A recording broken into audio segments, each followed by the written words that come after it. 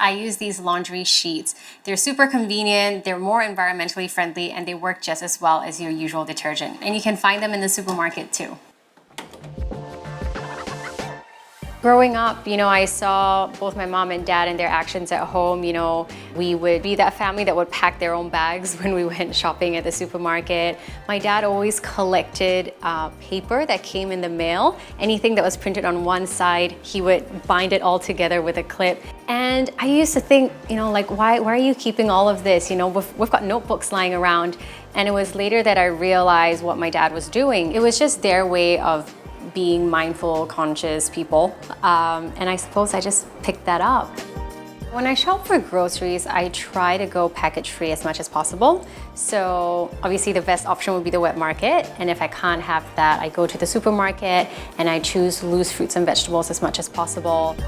But as I grew older, I started having this curiosity about what food does to our bodies. And that's when I realized that there was a topic called nutrition that I could study, and that's what I pursued. So I've come up with this recipe which has a slight twist to the traditional Chinese one. So instead of using minced meat, I'm using minced tofu.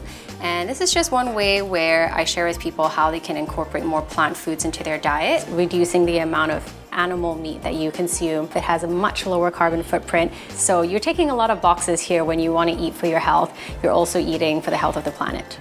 As a nutritionist, I thought, what's the easiest way I can get into this topic? And it was through food waste. So I got myself a little urban composter. So it's actually designed for someone living in an apartment. And I started composting food. I remember it really hit me when I was throwing out the trash at the end of the day and I went, there's barely anything in here because most of the waste went into the compost bin. My advice is always to pick the lowest hanging fruit.